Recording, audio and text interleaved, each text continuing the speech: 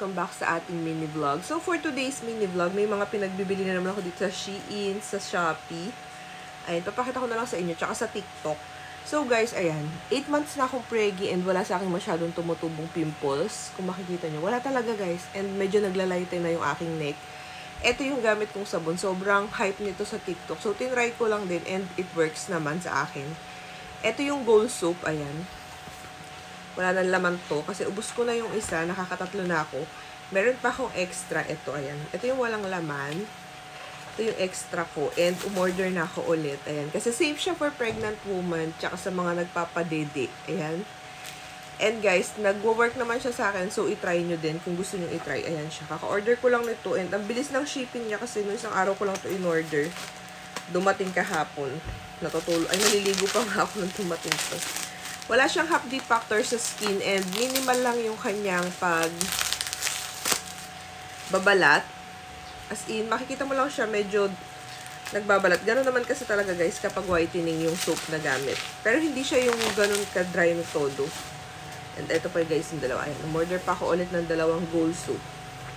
So ito na yung ginagamit kong soap ngayon. Ayan. Kasi okay naman siya. Good siya for pregnant woman. And sa mga nagpapa-dede. Ano ba kasi tawag yun? Lactating. So, ayan. O, diba? Minsan lang ako guys mag-recommend. Natatakot kasi ako nung una gumamit ng mga gantong sabon. Pero, ayan. Sobrang dami nga sa TikTok na gumagamit nito na pregnant tapos kakapanganak lang. And okay naman. So, ayan. Ito naman guys, in-order ko din. Ito naman sa Shopee. Ayan. Una ng baby. Actually, dalawa to. Yung isa binigay ko sa aking pamangkin na baby din. Tig-isa sila nung aking anak. Ayan. Tapos, umorder din ako guys sa TikTok. Ay, sa TikTok. Sa Shopee nito. Ziplocs. Medyo malaki nga yung na-order ko. Kasi dito ko lalagay yung gamit ng baby para sa pag na-hospital kami. And ayan. Tulad ngayon guys, tumaas yung presyon ko and baka 37 weeks lang biyakin tayo. Hindi ko sure kung mano-normal natin. Kasi nga tumataas yung BP ko. Nag-160 ako nung isang gabi. Kahapon naman is 139 over 90. Pero yung 160 is over 112 yata. So, ayun. Buti na lang nakapagpa-check up kami agad. Nabigyan naman ako ng gamot ni Doc. And ayun, medyo nagbabawas ako ng kain. Kasi napalakas talaga ako ng kain nung mga nakaraan. Tapos, nag-print lang ako nito. Pangalan, didikit ko dito para lang sa gamit niya. So, yun. And last but not the least, ayan. Shein Kids.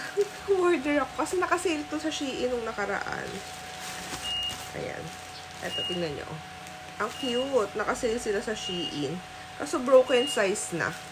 Alam ko yung in-order ko is dalawang 6 to 9 months. Pero, iba yung dumating na isa. So, ito yung isa. Ayan. Oh, cute, diba? Tapos, ito naman yung isa. Parang 6 to 9 months yung order ko. Pero, iba yung dumating na size nung isa. Ito ay 18 to 24. Medyo malaki na to. Ayan, mga damit pang baby. So, ayun. And, ayan, ayusin muna natin yung gamit ng anak ko. Ilalagay natin sa may dito. Nalagay na natin siya dito. Papakita ko na lang sa inyo after. And guys, eto na yung aking mga iayos. Ayan. Lapnos pala to guys. Nagprito ko, tumansik yung mantika.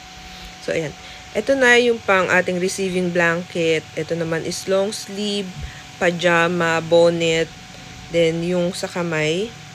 Tapos, yung boots. Ayan. Mittens and boots. Eto naman guys, pang second outfit. Ganun pa din. Same lang. Moose gear na long sleeve, pajama, and then ito, swaddle. Tapos, may ka-turn ako sa yung swaddle, so hindi ko na ilalagay itong binili ko na to. And ayan, mittens and boots. Same, swaddle, pajama, long sleeve, mittens and boots. Ayan.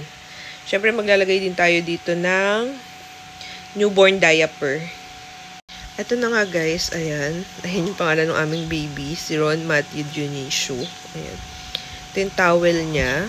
Ito yung sa paglabas niya. And then, second and third day.